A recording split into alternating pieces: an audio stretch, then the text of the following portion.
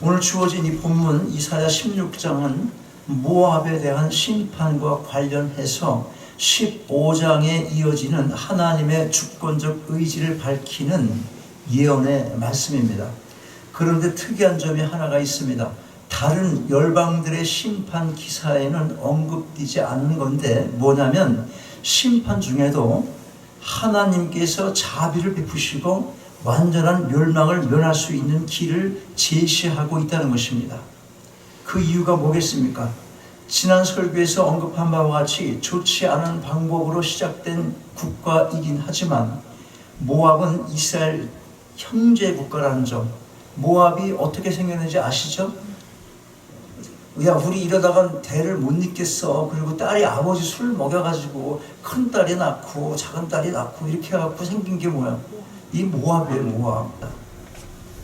이 모압은 이스라엘과 형제 국가라는 점을 우리가 생각해 볼 수 있는 거예요. 왜 피할 길을 알려주시나? 심판을 경고하면서도 이렇게 하면 너희들 살 길이야. 이게 살 길이야. 그걸 알려주시는 거예요. 그러면 모압이 하나님의 이 철저한 심판을 피할 수 있는 길이 무엇입니까? 어떻게 제시를 하십니까? 자, 이게 보면 하나님의 인자심과 오래 참으심을 알게 하는 대목입니다. 1절 말씀 보면 너희는 이 땅 치리자에게 어린 양들을 들이되 셀라에서부터 광야를 지나 딸 시온산으로 보낼지니라. 누구에게 한 말입니까? 누구에게 이게 피할 길 알려주는 거예요. 지금 모압에게 한 말이에요.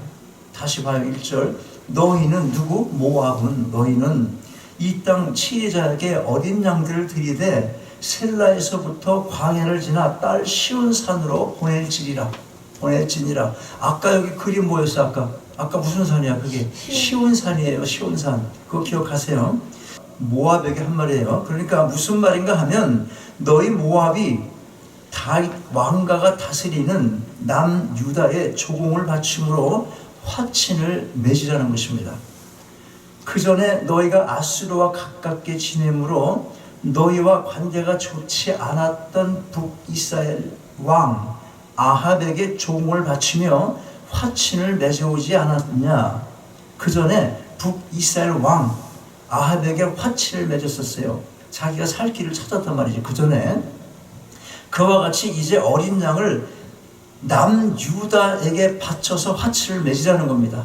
북이스라엘과 화친을 맺었던 그것대로 이제 남유다, 여기에 이 남유다 백성과 화친을 맺자, 그 말을 하고 있는 거예요. 그렇게 하면 너희가 멸망당하지 않을 것이다. 물론 이것은 현실적인 애교 정책에서 나온 요구인 것이지만 여기엔 더 깊은 영적인 의미가 있습니다. 여러분, 다윗 왕가의 궁극적인 계승자가 누굽니까? 다윗 왕가를 통해서 누가 나옵니까? 예수 그리스도가 나오시는 거예요. 예수 그리스도. 이 땅에 오실 예수 그리스도, 오직 그분을 의지할 때 진정한 평화와 안전을 누릴 수 있다는 것을 알게 해주고 있는 것입니다. 그리고 여기서 언급하고 있는 시온산은 그 당시 하나님을 만나는 장소, 곧 성전이 있는 곳입니다. 성전에서 뭘 합니까? 성전에서 제사 지냅니다. 이렇게 볼 때 시온산은 깊은 영적인 의미, 즉 하나님께 돌아오라는 깊은 의미를 담고 있는 것입니다. 자, 모압이 지금 어떤 상황입니까? 어떤 심판의 상황 속에 이 제안이 주어진 것입니까? 2절 말씀 보겠어요. 2절 모압의 여자들은 아론은 나루에서 떠다니는 새 같고 보금자리에서 흩어진 새새끼 같을 것이라. 이 말씀은 모압이 남유다의 조공을 바쳐야 할 이유를 알려주는 내용입니다.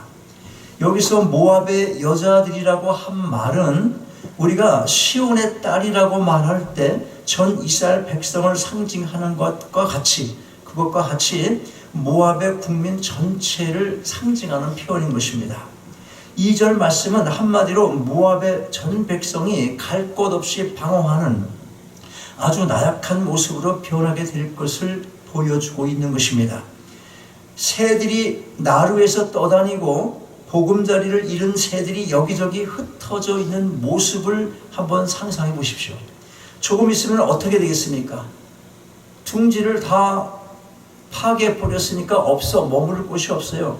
그러니까 새들이 이 둥지가 없으니까 살 집이 없으니까 나루에서 둥둥 떠다니고 보금자리가 없으니까 길거리에 막 여기저기 다니고 그러고 있는 거예요. 조금 있으면 어떻게 될 것 같아? 죽는 거지. 누가 그렇다는 거예요 지금? 모압이 그렇게 되는 거예요. 그러나 자, 잘 보세요. 조금 있으면 이게 완전히 멸망을 당하게 되게 뻔한데 아주 위태로운 상황이잖아요. 그러니까 남유다와 화친을 해서 너희의 멸망도 피하고 뿐만 아니라 이제 아수리의 침략으로 말미암아 남유다가 어려움을 당하게 될 것인데 아수르가 이제 남유다도 침공을 한다는 거예요. 그때 너희 모압이 그들이 피할 곳이 되게 하라고 합니다. 누가? 남유다 백성이 피할 곳이 되게 하라. 니네 남유다. 지금 남유다하고 화친을 맺어서 어려움도 피하고 지금 모압하게 하는 소리예요. 남유다 백성이 힘들어질 때, 전쟁의 피해자가 돼서 난민이 될 때 니네들 모압에서 좀 챙겨줘. 이렇게까지 말씀을 하는 거예요. 제시를 하는 겁니다. 그게 살 길이라는 거예요. 3절과 4절을 한번 같이 읽어요. 지금 내용을 생각하면서 3절과 4절 시작. 너는 모략을 베풀며 공의에 판결하며 오정때에 밤같이 그늘을 짓고 쫓겨난 자를 숨기며 도망한 자를 발각시키지 말며 나의 쫓겨난 자들로 너와 함께 있게 하되 너 모압은 멸절하는 자 앞에서 그 피할 곳이 되라. 대저 토색하는 자가 망하였고 멸절하는 자가 그쳤고 압제하는 자가 이 땅에서 멸절하였으며. 모압이 어려움을 당하고 있는 남유다 백성, 즉 난민들에게 친절을 베풀게 될 때 그 친절은 곧 남유다 백성의 구원과 직결되고 그 구원은 바로 모압과 연결되어서 모압도 하나님께서 베푸시는 구원의 복에 동참할 수가 있게 되는 것입니다. 그 복이 어떤 건가요? 5절 말씀 보겠어요. 5절. 다윗의 장막에 왕위는 인자함으로 굳게 설 것이요 그 위에 앉을 자는 충실함으로 판결하며 공평을 구하며 의를 신속히 행하리라. 비록 지금 주위의 강대국 때문에 고통을 당하고 있기는 하지만 다윗의 자손인 예수 그리스도가 이 땅에 오시면 모든 원수를 물리치시고 다윗의 왕권을 굳게 세울 것을 예언하는 말씀입니다. 왜 이걸 이사야가 말씀합니까? 곧 하나님의 인자함으로 세워진 나라에서 그분의 공평과 의로 다스림을 받게 되는 날이 곧 올게 될 것이니 빨리 남유다와 화친을 맺고 소망 가운데 살아가라는 것입니다. 자, 그런데 모압의 반응이 어떤 것이었습니까? 6절 보겠어요. 6절 같이 한번 읽어요. 크게 시작. 우리가 모압의 교만을 들었나니 심히 교만하도다. 그의 교만하며 분노함도 들었거니와 그 과장이 헛되도다. 심판을 경고하면서도 하나님의 은혜를 베푸시고자 철저한 파멸을 피할 수 있는 길을 제시해 주셨지만 겸허하게 받아들이기는커녕 그걸 거부하고 교만한 태도까지 보입니다. 이사야를 통한 하나님의 심판 경고에 모압 백성은 전혀 관심이 없습니다. 강력한 요새가 있고 풍부한 경제력을 가지고 있으니 심판 예언이 우습게 들린 겁니다. 한마디로 교만의 결과입니다. 내 아들 하버드에 입학했어. 장사 내가 또 하나 건졌지. 허름한 건물 하나 이번에 또 샀어. 부동산 따지면 그럭저럭 한 1,000만 불 가까이 될 것 같아. 이런 거 믿는 거예요. 이런 거 자랑하고. 그런데 보니까 교만을 넘어서 이제 분까지 내는 거야. 잘 살고 있는데 자꾸 심판을 말하니까 듣기가 싫은 겁니다. 여러분 어떠십니까? 듣기 싫은 말을 계속하면 기분이 어떨 것 같습니까? 똑같아요. 우리도 듣기 싫을 겁니다.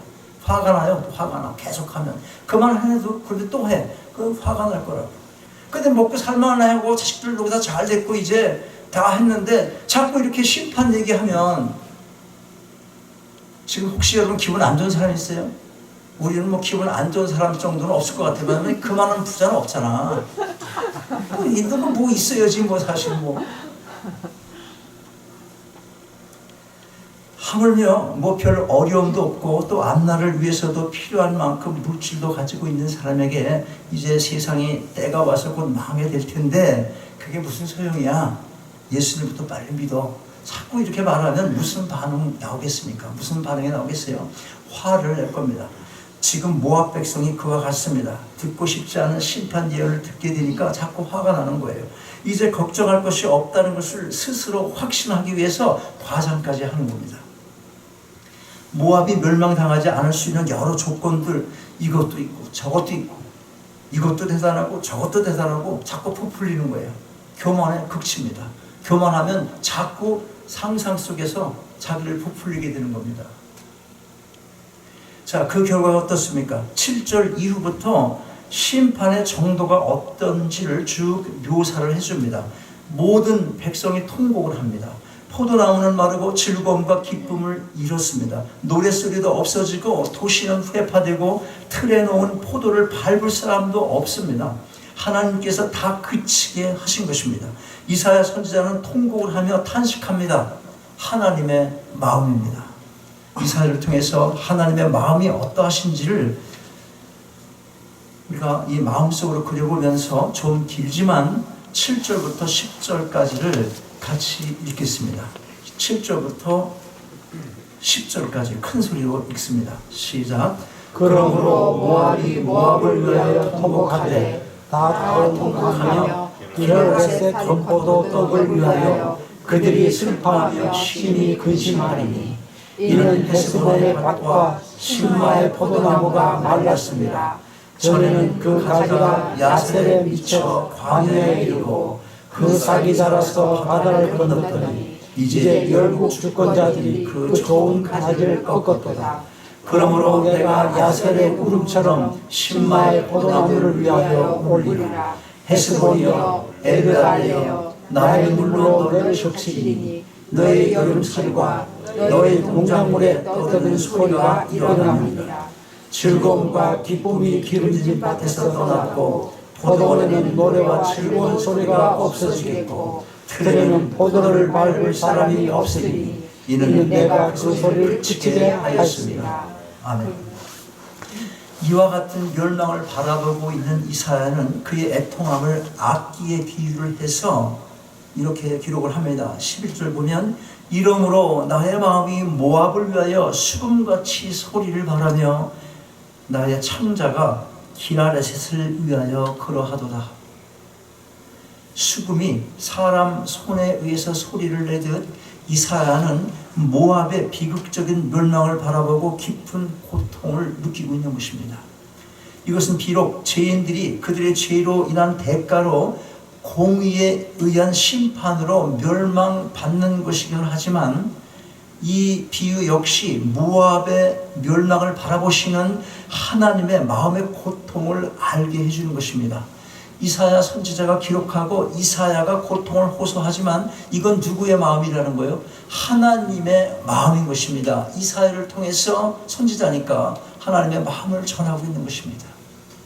여러분, 하나님께서는 아무리 큰 죄인들이라도 그들의 멸망을 절대로 기뻐하지 않으시는 분이십니다. 당신의 공의 때문에 죄를 용납할 수 없음으로 인하여 반드시 심판을 내리셔야 하지만 심판으로 주어지는 고통과 멸망 그 자체는 결코 하나님께서 기뻐하시는 일이 아닌 것입니다. 하나밖에 없는 독생자 예수가 십자가에 못 박히시는 걸 하나님께서 좋아하셨겠습니까? 우리의 죄를 대속하기 위해서 당신의 아들을 내어주셔야 하는 그 고통을 스스로 감당하신 것입니다. 진정한 사랑은 이러한 아픔을 포함합니다. 우리는 이 사랑을 이미 받은 사람들입니다. 엄청난 사랑을 이미 받은 것입니다. 그런데 모압 백성은 이러한 하나님의 마음을 모릅니다. 그들에게 멸망을 피할 길을 간절한 마음으로 제시했지만 그들은 그걸 받아들이지 않습니다. 그리고는 시온산이 아니라 어디를 찾아가냐면 산당을 찾아가는 겁니다. 산당에 뭐가 있습니까? 산당에 우상을 섬기는 신당이 있는 거예요. 산당, 높은 산에 있는 신당, 높은 산에 신당이 있어. 왜 높은 산에다가 신당을 만드는지 몰라? 왜 그래? 종교성이 있어서 높은 곳에 계시는 그 어떤 분, 더 높이 올라가면 그분을 더 가까이 만날 수 있겠다. 그런 것들이 본능적으로 있는 거예요. 본래적인 지식이 있는 거예요. 그것을 가르쳐 준 게 아니라 그걸 뭐라 그래? 종교성이다 그러는 것입니다. 어쨌든 그 산당을 간다고요.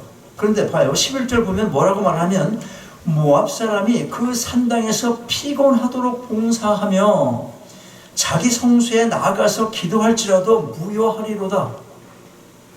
누구를 섬기는 거예요? 그 산당에서 우상을 섬기는 거예요. 하나님의 혹독한 심판을 모면할 수 있는 유일한 길은 지은 죄를 회개하고 하나님 앞에 나가 은혜를 구하는 것임에도 불구하고 모압은 오히려 우상 숭배를 통해서 위기를 벗어나려는 가증스러운 짓을 하는 겁니다. 이건 하나님의 심판을 재촉하는 짓입니다. 결국 이사야는 이제 마지막 심판을 확정하는 예언을 합니다. 이것은 이미 20년 전에 아모스에 의해서 예언이 된 그러한 내용이기도 합니다. 여기서 이사야가 다시 언급한 것은 하나님의 경고에도 불구하고 회개하지 않는 그들의 완악함을 드러내고 하나님께서 전에 하셨던 말씀대로 모압을 심판하실 것임을 확실하게 알려주기 위함인 것입니다.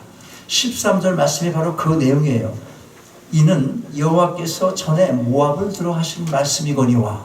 자, 계속해서 14절을 같이 읽겠습니다. 14절 시작. 이제 여호와께서 말씀하여 가라사대 품꾼의 정한 해와 같이 3년 내에 모압의 영화와 그 큰 무리가 능력을 행할지라 그 남은 수가 심히 적어 소용이 없이 되리라 하시도다. 도저히 해결을 할 줄 모르는 모압 심판에 대한 판결 선언입니다. 언제 멸망을 시키겠다고 하십니까? 14절 보니까 품꾼의 정한 해와 같이 3년 내에. 고대 근동에서 품꾼은 일반적으로 고용주와 계약을 맺을 때 1회의 계약 기간을 3년 단위라고 했습니다. 우리 교회 여기 계약할 때 몇 년 단위로 했습니까? 아시는 분? 4년. 신경도 안 쓰는 거예요. 우리가 언제 쫓겨날지 모른다. 이런 거 생각도 안 하는 거예요. 그러니까 지금 언제까지 우리가 있어야 돼 여기? 2023년 1월달까지. 무슨 말인지 알죠? 3년 단위로 계약을 했던 겁니다. 그 당시에. 그리고 일단 계약을 맺으면 변경하거나 취소할 수가 없기 때문에 반드시 실행을 해야 하는 겁니다. 여기서 3년 내라는 말은 바로 이런 의미로 쓰인 것입니다. 즉 품꾼과 고용주의 계약이 그대로 또 실천해야 되는 것처럼 하나님께서 하신 이 말씀도 그대로 계약처럼 실천된다. 임하게 된다. 그걸 강하게 말씀을 하고 있는 거예요. 자, 문자적으로 3년 안에 멸망당하게 될 것을 의미하는 것이 아니라 뭐라고 그랬어요? 정해진 때가 오면 틀림없이 심판을 받게 될 것임을 강조하는 것이다. 그렇게 이해해야 되는 것입니다. 자, 정리합니다. 여러분, 오늘 우리는 모압이 혹독한 멸망을 피할 수 있는 길을 하나님께서 이사야 선지자를 통해 제시해 주셨지만 그들은 그걸 거부하고 교만하여 하나님 없는 삶을 택했습니다. 그러나 우리가 기억할 것은 심판을 피할 수 있는 길을 거부한 것이 그들만의 문제가 아니라 하는 것입니다. 이 시대를 살아가는 우리에게 있어서도 전혀 다를 바가 없다는 걸 특별히 지금 우리가 겪고 있는 코로나 팬데믹의 시대를 맞이해서 실감할 수가 있습니다. 모압에게 심판을 피할 수 있는 길, 그 중요한 한 가지가 뭐였습니까? 모압이 심판을 피할 수 있는 길, 그 중요한 한 가지가 뭐였어요? 양을 시온산으로 보내라. 이건 단순히 종을 바치는 차원을 넘어서 이 시대로 말하자면 예배의 자리로 나오라는 것입니다. 하나님을 만나서 그분을 경배하고 그분만을 의지하라는 것입니다. 문제는 교만입니다. 지식, 권세, 부, 명예 등등 이런 게 있으면 있는 만큼 교만해질 수 있는 게 모든 인간의 속성이기 때문에 이걸 버리기가 그렇게 쉽지는 않습니다. 그러나 여러분, 교만해지면 자신을 포함해서 교만해지게 만드는 이 땅의 모든 것이 곧 우상이 되고 마는 것입니다.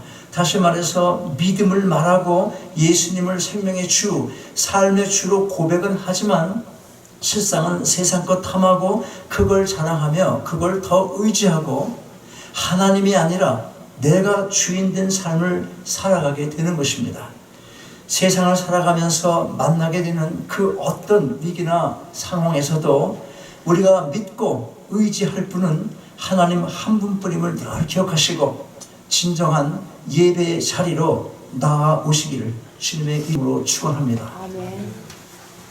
아버지 하나님, 심판 중에도 피할 길을 알려주시는 하나님의 사랑과 그 인자하심을 다시금 감사함으로 마음에 새깁니다. 현실적인 삶의 어려움의 피난만이 아니라 영적인 참된 평화와 안식의 피난처는 오직 하나님 한 분뿐임을 늘 잊지 않게 하옵소서. 혹시라도 세상의 유혹으로 인하여 연약한 믿음마저 흔들리고 죄 가운데 빠져 있을지라도 오늘 말씀 속에 시온산을 기억하게 하셔서 하나님을 찾는 자리, 하나님을 만나는 자리, 이 예배의 자리로 나올 수 있는 믿음을 허락하시고 또한 그 믿음에 합당한 저의 모두의 삶이 되게 하옵소서. 주 예수 그리스도의 이름으로 기도하옵나이다. 아멘. 일어나셔서 함께 찬양하시겠습니다.